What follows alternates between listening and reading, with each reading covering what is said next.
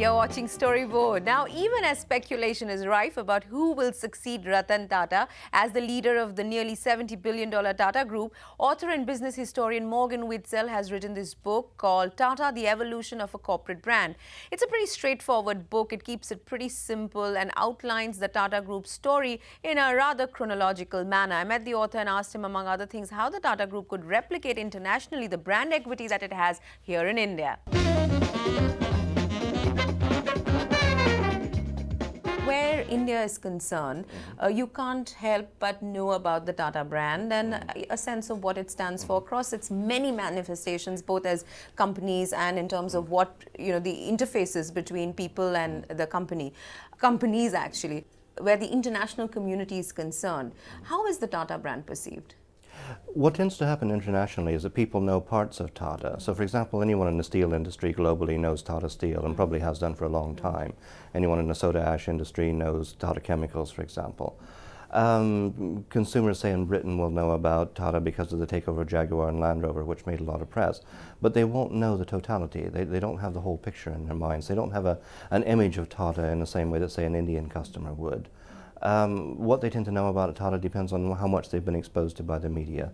And that in turn depends. British customers probably know more about Tata than, say, American ones, certainly more than Chinese ones do. And there the perception is really pretty radically different, because I would imagine when a company from another country comes and acquires companies and, sort of marquee brands like Jaguar, Land Rover, there is a sense of not just curiosity, maybe even suspicion and perhaps even resentment. On the other hand, when with Chorus or Tata Steel Europe as it's called now, you have instances where, plants are being mothballed. So these are not the best of situations to get to know a brand, is it? And what kind of a challenge does this pose for the Tata Group as it, becomes a global brand? I mean, to pull back a little bit, I mean, this is the same challenge I think that faces any company when it exports its brand from its domestic market into a foreign one. You always have a situation where you have to get your message across and make it clear that consumers and indeed regulators, shareholders, all the stakeholders in this foreign country know who you are and what you stand for. Tata, I think, has made quite a good job of this. The conditions, as you say, in the UK have been challenging in some cases. On the other hand, I think Tata does seem to be getting its message across. The feeling I get is that people are becoming slowly aware of what Tata stands for. Don't forget, there's been a lot of positive publicity as well. The Nano, for example, generated huge amounts of favorable publicity in Europe and North America both, to the extent even where if you go through immigration and they say, what are you doing? Well, I've been working with Tata. They go, oh, that's the company that makes the Nano. Even if customs officers have heard of you, you're doing something right. So there's been plenty of favorable publicity too. And my feeling is that the brand is becoming slowly better known. And again, that pace of learning will probably pick up. There will be a snowball effect. Having said that, what does the Tata Group need to do for the brand to really be understood the way it is understood, let's say, in India? I think to a certain extent it's a matter of carrying on doing what they do. The Tata brand, if you look at the values it stands for in India, things like trust and reliability, well, those are values that Western customers are going to resonate with very much so. They value those things every bit as much as Indian customers do. So I think it's a matter of a slow, steady accumulation of positive stories backed up by positive actions, in much the same way that it's been here in India, although of course it has to happen on a faster scale. But I think Tata has an excellent chance of making its brand better known in markets like the UK and the US if it simply carries on being Tata, I think, to some extent. It simply has to do things that its customers want and do them well. And that's something it has a good track record of doing. How does that get executed? Because you just mentioned that it needs to be faster than it did in India, because it has had, over a centuries worth of time to establish itself. And you cannot do that. You don't have the luxury of time anymore.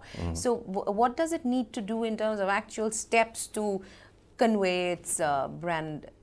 If I knew the answer to that, I'd be setting up my own consultancy company and going and telling them. I mean, there are some standard, tried and tested methods that companies use to do this, and I assume that the Tata people are very well aware of this. But the standards ways of getting your brand better known are the sort of combination of above the line and below the line promotion, brand advertising backed up with just getting in there and doing things. And the things that Tata does to support its brand, like its community work, its social work, if you like, and just making good products. And to some extent, the quality of the brands that Tata's associated with in the UK, like Jaguar, Land Rover, Tetley Tea, for example, those will to some extent, or should to some extent, rub off and add some luster to the Tata name. As Jaguar in particular is getting very good reviews for its cars at the moment, people think, oh, Jaguar, great car, Tata make that. Tata must be good too. So it's that kind of thing tends to build up, and again, there's this snowball effect that accumulates. So you're saying in the case of the of Jaguar Land Rover, Tata needs to flaunt the fact that it's a Tata-owned product now? You'd recommend that? No, that's a very, very difficult line to tread, I think. And I think this is also an ongoing debate within the Tata Group about, not particularly about Jaguar, but about some of the other brands. How far do you make them Tata brands? How far do you leave them as a standalone? I mean, the idea of calling it the Tata Jaguar doesn't really work, does it? But if it becomes the Jaguar, that is made by Tata. You've got non-Tata brands here. We're sitting in one at the moment. After all, the Taj works perfectly well as a standalone brand as part of the Tata Group. And so to some extent, Tata already has experience of doing that, of having non-portfolio or non-proprietary brands, if you like, in its portfolio. And so that experience should stand them in good stead, I would think. You've talked in your book about Jamshedji J.N. Tata, the founder of the group. You've talked about J.R.D. Tata, you know, the gentleman who actually sort of made this group what it is for contemporary India. And then, of course, there is Ratan Tata. How critical do you feel in the course of putting this book together is having a Tata at the helm of the group? I would say that in the past, having a Tata at the helm of the group has been critical.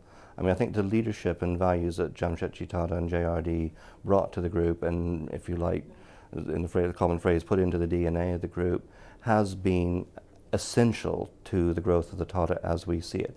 How essential is it in the future? That's a very difficult question to answer. And the only problem is we won't really know the answer until 10 years after the event. Because whatever decision has been made, it will be impossible to tell whether it was right or wrong for at least 10 years. Because, you know, there's intense speculation about the succession plan. Indeed there is, and I am intensely curious myself. But I can't offer you an answer to the question, unfortunately, because it depends on the person. So much depends on the person, the values that they have, the values that they espouse, the way that they inculcate those values into the people around them. I've seen cases in other businesses where family-owned businesses handed over control and the values disappear. Other cases where they've handed over control, the values have been strengthened. It's impossible to generalize, unfortunately. So it is unfortunately one of these cases where although we would really all love to know the answer, there's nothing we can actually do except wait on events. You've talked in the book about how J.R.D. Tata didn't have really the succession plan ready. He had a lot of these great gems or jewel companies, and the people running them, for lack of a better word, satraps as they're known. What kind of lessons do you think that the Tata Group and the successor, Mr. Ratan Tata, has learned from that time? My impression from talking to people who were through that period and are still with the group now is that the one thing that became imperative was the idea of making the group more unified. And that indeed is something where the corporate brand has played a huge role in drawing the group together, helping it create that common sense of identity. Even simple things like that common brand mark, the bluey lips, have really played a big role in drawing the group back together again. Someone told me that when Ratan Tata first took over, that every company in the group had its own mark, for example. There was a wall full of different marks from different groups. Getting those names together, getting the identity together was a key task.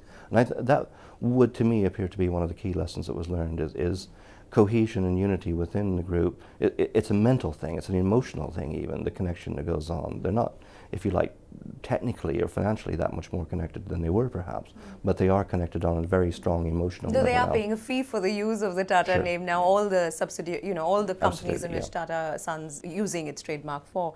Okay, if I were to ask you, what is the key lesson or what is it that is unique to the Tata corporate brand as opposed to other multinational companies that have originated in other countries? What would you identify this to be?